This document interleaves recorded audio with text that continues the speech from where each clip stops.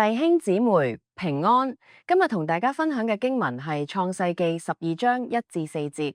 呢段經文啦，或者大家都可能耳熟能詳。我哋好容易記起一個印象咧，就係上帝呼召亞伯蘭離開自己嘅本地本族父家，甚至有啲歌會唱憑信佢離別唔易，係咪？唔單止咁，我哋喺一啲場合都可能聽過呢段經文，特別係同海外宣教或者本地宣教有關嘅講座，都可能會用到呢段經文作為鼓勵。推動教會信眾去關心同參與相關嘅事工，仿佛聖經記載呢段經文本嚟嘅用意，就係上帝在自古以嚟特定向住一啲對宣教事工有負擔嘅主內肢體講嘢一樣，同其他未有領受到呢個感動嘅人冇關係。然而，我哋相信上帝今日仍然會藉住經文同我哋說話。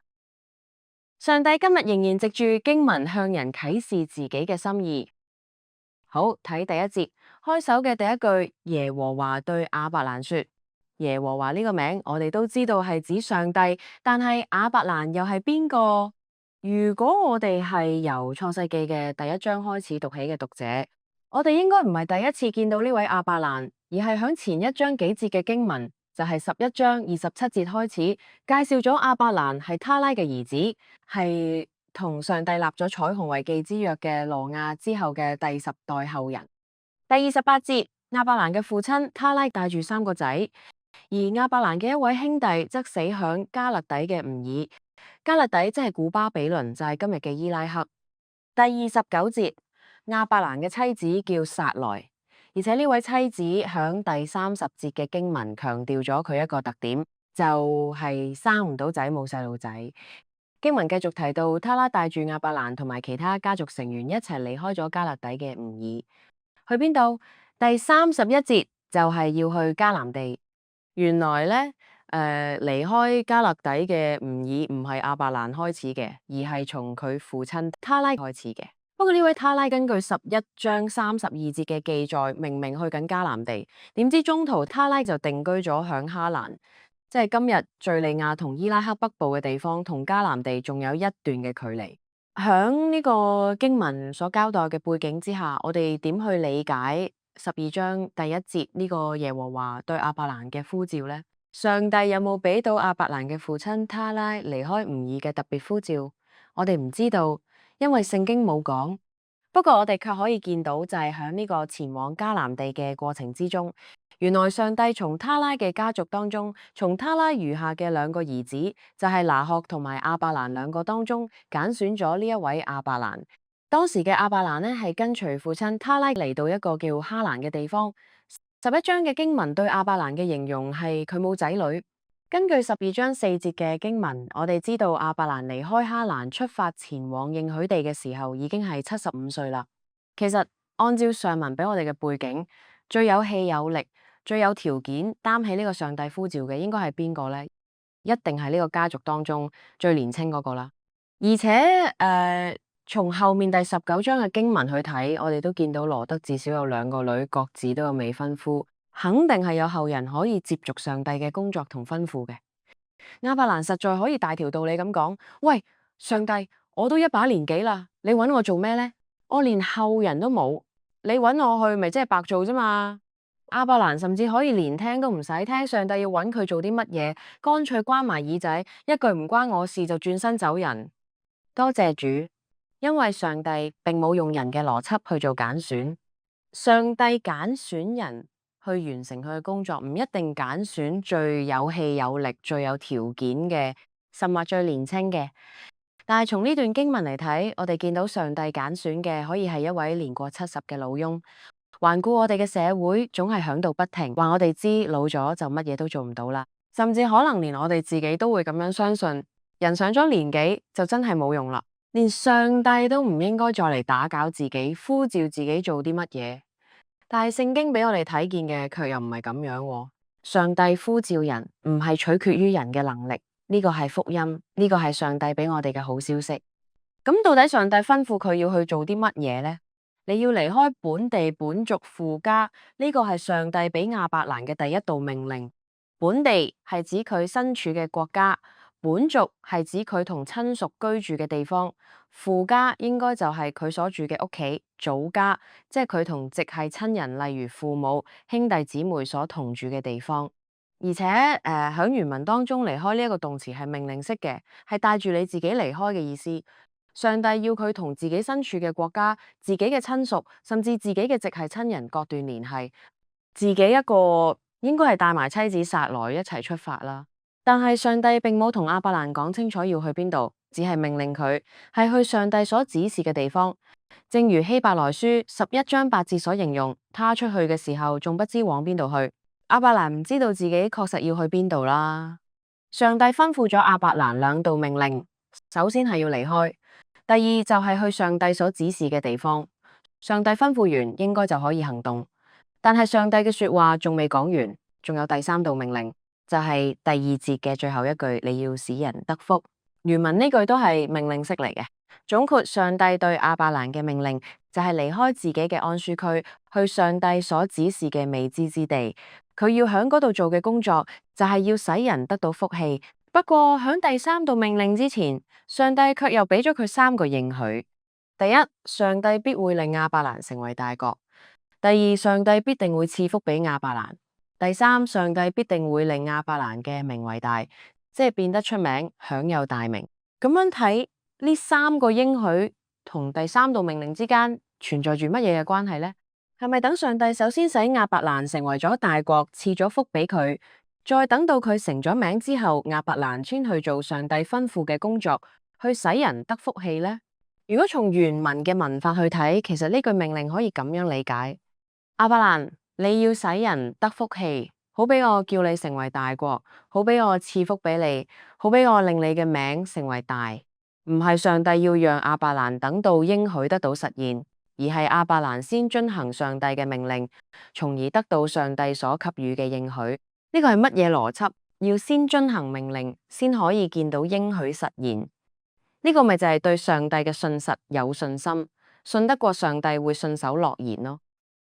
不過上帝又唔係停響俾亞伯蘭一啲好似好遙遠嘅應許，而係會提到佢一啲旁身嘅保障。第三節，為你祝福嘅，我必賜福俾他；詛咒你嘅，我必詛咒他。地上面嘅萬族都必因你得福。上帝好似俾咗佢一個福氣保護罩一樣，真係落雨不怕，落雪也不怕，一句應許就可以走天涯。值得留意嘅係，詛咒呢個字原文都可以解為睇小輕看。不過面對一個有上帝保護同祝福嘅亞伯蘭，其他人仲可以點樣睇小佢呢？對亞伯蘭嚟講，上帝呢一個大應許嘅祝福同命令，會唔會令亞伯蘭嘅內心產生戚戚然嘅感覺呢？咩話？遵行咗你嘅命令，我一個人連同我嗰冇得生嘅老婆撒萊可以成為大國。上帝，你唔好講笑啦！兩個人嘅大國啊，我老啦，我老婆都老啦，憑乜嘢？即使你俾我好大好實際嘅祝福，使我擁有好多好多嘅牛羊、金銀財寶、房產田地，甚至可以擁有一支8萬雄師嘅軍隊，足以橫掃天下，令我呢個老嘢嘅名堂響遍世界，建立一個前無古人後無來者嘅超級大帝國，人人都向我俯首稱臣，大地喺我腳下，國計掌於手中。咁又如何呢？我同老婆百年歸老嗰日，兩腳一伸，呢啲嘢又要歸俾邊個呢？呢啲嘢對我嚟講又有咩咁重要呢？對亞伯蘭嚟講，無兒無女係佢嘅核心問題。經文都好誠實咁描述出嚟。弟兄姊妹，如果我哋係亞伯蘭，或者我哋都可以列舉出好多難題出嚟，去推搪上帝俾我哋嘅命令。而嗰啲我哋列舉出嚟嘅難題、處境、感受，都係非常之咁合情、合理、合法嘅。呢啲都確實係好唔容易嘅。然而，響第四節嘅經文，似乎話俾我哋知，亞伯蘭就遵照上帝嘅吩咐出發。呢個又係唔係表示亞伯蘭已經好完美咁接受晒上帝嘅命令，去實踐上帝嘅吩咐呢？佢嘅內心真係冇掙扎咩？佢真係一個完美嘅人版咩？試諗下，上帝叫佢去祝福其他人，但係當佢去到埃及同另一次去到一個叫亞比米勒王所在嘅地方嗰陣，佢因為怕自己老婆嘅絕世美貌會連累到自己嘅性命有危險，佢點樣做？佢曾經2次叫老婆唔好認自己做老公，叫哥哥算啦。結果帶嚟乜嘢問題啫？第一次就係響12章10至20節入邊，第16至17節提到，法老就因他厚待亞伯蘭，俾咗亞伯蘭好多牛羊、公驢、奴僕、婢女、母驢、駱駝。耶和華因亞伯蘭妻子撒萊嘅緣故，降大災擊打法老同佢全家。亞伯蘭原本係要祝福人哋嘅，點知因為佢自己驚，一方面將自己嘅老婆送咗俾人，使到法老響唔知情嘅情況下蒙受咗大災。呢個係佢大約75歲嗰陣所發生嘅。到咗創世記20章，亞伯蘭當時已經改咗名做亞伯拉罕。年紀亦都接近100歲，佢搬到去一個地方叫基拉耳。亞伯拉罕又叫當時改咗名嘅撒拉做妹妹。當地嘅王亞比米勒亦因為呢個原因，同樣嚟帶走咗撒拉。結果上帝令到呢個亞比米勒王全家嘅所有女性，包括妻子同工人，全部都唔能夠生育。咁樣睇嚟，亞伯蘭響實踐上帝嘅吩咐，就係要去祝福別人嘅命令上面，其實都做得唔好喎。唔單止咁，就連喺自己屋企入邊，原本服侍自己太太嘅婢女夏甲，因為亞伯蘭同撒萊兩公婆竟然想用自己諗出嚟嘅方法，企圖幫上帝實現上帝嘅應許，於是就將夏甲立為妾侍，就生咗一個仔叫做以實瑪利，一個響呢個屋企出世嘅男仔，同埋呢個曾經響呢個屋企工作照顧夫人嘅夏甲，理應就係最接近上帝所賜予嗰份祝福嘅源頭，但後來卻因為撒萊2次嘅妒忌，竟然要亞伯蘭將佢哋2個人趕走。聖經冇提及亞伯蘭俾咗佢2個乜嘢財富資源或者祝福。最後一次趕佢哋2母子離開，亦只係提到亞伯蘭俾佢哋餅同埋1皮袋嘅水，然後就趕佢哋出曠野嘅沙漠之地。咁樣做其實同送佢哋2母子去死又有咩分別呢？上帝明明係要佢去祝福其他人，好讓上帝可以俾祝福佢，使佢嘅名為大，使佢成為大國。但係亞伯蘭響呢方面嘅工作並冇做得好喎。翻去佢起初接受命令嘅時候就係12章4節。咁第一句咧都仲感覺到表現錯啦。咁亞伯蘭就遵照耶和華嘅吩咐去咗。點知跟住嘅第二句，羅得也同他同去。我哋可能會以為係羅得主動要求去，但如果我哋再讀多一節，就會睇見創世記嘅作者並唔係咁樣講。乃係亞伯蘭帶住佢妻子撒萊同埋侄兒羅得。往後嘅經文，我哋都一直睇見係亞伯蘭，亦係千方百計盡量要將呢個侄羅得留喺身邊。咁你可能會問，甘心照顧同提拔後輩，實屬難得啫。咁又有乜嘢問題呢？問題在於上帝點樣吩咐你要離開你嘅本地、本族、父家。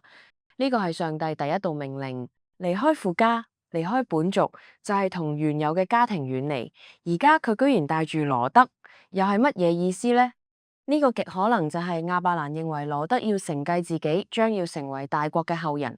佢以為上帝嘅計劃就係咁樣，佢替上帝揾答案。然而到羅得要同佢分開，搬去第2度之後，上帝再次同佢重新提及呢個成為大國，並承受好多產業嘅賜福嗰陣，即係喺第15章嘅記載啦。佢同上帝講：主耶和華，我仲未有兒子，你能賜我咩呢？承受我家業嘅係大馬士革人以利以謝。亞伯蘭再一次幫上帝提供答案。翻嚟創世記12章呢度，亞伯蘭起初好似係聽上帝嘅吩咐去做嘅，但卻係做多咗啲，顯示喺亞伯蘭蒙上帝揀選，被上帝呼召去做上帝嘅工作嗰陣，佢本身並非一個完美嘅人。並非我哋後人所稱呼嗰一位所謂嘅信心之父咁樣，但係上帝仍然將呢份揀選同呼召嘅恩典賜俾佢。呢個係福音，呢個係上帝俾我哋嘅好消息，係嗎？我哋好多時都會以為上帝揀選同呼召某啲人，定必係嗰啲人好好，近乎完美，好乖，好聽話，但咁樣就唔係恩典啦。上帝正正響我哋仲唔識得愛佢，仲未識得跟佢嘅旨意去做，甚至響仍然滿身罪污嘅時候拯救我哋、揀選我哋、呼召我哋，甚至陶造我哋、熬練我哋，成為佢合用嘅器皿。而且上帝亦唔係只有等我哋學好咗、學乖咗，開始識得跟佢嘅旨意去做嘅時候，先賜予我哋祝福。相反，從亞伯蘭嘅被揀選同蒙召過程去睇，不論亞伯蘭係起初咁樣半信半疑，定係一直用自己方法幫上帝提供錯漏百出嘅答案，嗰陣上帝咧一直賜予佢好多祝福，嗰啲祝福係實實在在嘅財富。但係我哋可能仲會問，係咪亞伯蘭得到祝福，後來更得到上帝嘅應許，有咗一個自己同撒拉所生嘅仔以撒，上帝對亞伯蘭嘅命令就完成晒呢？唔係喎，上帝就響嗰個時候俾佢一個好大嘅考驗，就係要佢獻上自己同撒拉所生上帝所應許嘅仔以撒。上帝要睇佢係咪學會咗聽從自己，而嗰個考驗嚟到嘅時間，亞伯拉罕亦已經超過100歲，亦即係話距離12章1節開始嘅揀選同呼召，已經超過25年，甚至可能已經有30幾40年啦。上帝認為係時候要考驗佢嘅忠誠啦。上帝嘅考驗都非常嚴格，而且咄咄逼人，直指亞伯拉罕呢位老人家嘅命根。俗語所講就係將佢君冇路可退，但係感謝主，我哋睇見呢位亞伯蘭響多年跟隨上帝嘅歲月當中，終於學會咗絕對嘅忠誠，願意順服。弟兄姊妹，我哋從亞伯蘭嘅一生睇見佢信心成長嘅記載，我哋可以學習到乜嘢呢？首先，我哋見到上帝揀選人、呼召人為佢工作，並唔係睇佢嘅年齡同埋能力。我哋見到一位年屆70有5嘅亞伯蘭，同樣被上帝揀選、呼召、使用，甚至考驗。我哋嘅信仰、生命，我哋所走嘅信仰之路，並冇退休嘅時間。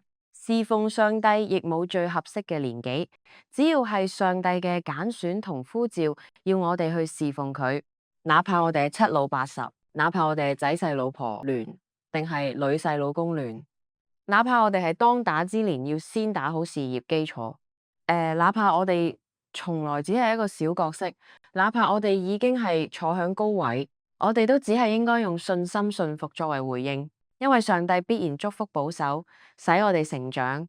呢個係福音，呢個係好消息，因為上帝睇每個人都係公平嘅。第二咧，我哋又見到上帝唔係先要求被揀選同被蒙召嘅人要成為完美，反而係上帝甘願花上時間心機，將人熬練成為佢合用嘅器皿。即使我哋睇見亞伯蘭響被召嘅開初都係滿腹狐疑，仲係帶住好多自己嘅諗法去幫上帝提供答案，仲係一個唔認妻嘅膽小男人，甚至過咗20幾年，仲係一個唔認妻嘅膽小阿伯。上帝仍然愛佢，保護佢，拯救佢。因此，當上帝揀選我哋，呼召我哋去侍奉服侍佢嘅時候，呢啲呼召唔一定係要全時間牧職咁樣去侍奉，可能係要學習付出時間，關心身邊有需要嘅人，去探問病床上嘅人，去探獄中嘅囚友，或者去關心街頭露宿嘅無家者。我哋唔需要再擔心自己唔夠完美，或者係自己有好多嘅不足定點樣，因為上帝係窯匠，我哋係泥，佢自然會將我哋模造成為佢合用嘅器皿。我哋只要肯定自己係信服佢，又響信仰上紮好根基，預備做各樣嘅善事就可以啦。呢個係福音，呢個係好消息，因為上帝對人信實，有信用講口齒，仲會守約施慈愛。第三，上帝嘅揀選同呼召係要透過我哋先去祝福其他人，使佢嘅祝福可以臨到我哋。我哋係上帝祝福嘅出口。咁你可能會問，上帝幾時要我哋咁樣做？呢個唔係淨係俾亞伯蘭嘅揀選同呼召啫咩？馬太福音28章18節下至20節，耶穌吩咐每一個跟隨佢嘅人，天上地下所有嘅權柄都賜俾我啦，所以你哋要去使萬民作我嘅門徒，奉父子聖靈嘅名俾佢哋施洗，凡我所吩咐你哋嘅都教導佢哋遵守。睇下，我日日與你哋同在，直到世代嘅終結。我哋先俾人做耶穌嘅門徒，使人可以得到呢份福氣。耶穌亦已經先承諾天天與我哋同在，呢個係福音，呢個係好消息，因為喺我哋領受呢份使命之前，主耶穌已經先承諾同我哋同在。求主幫助我哋可以用信心面對上主嘅信實，信服上主嘅呼召同揀選，積極回應上帝嘅召命，使我哋身邊嘅人都可以領受到上帝呢一份嘅福氣。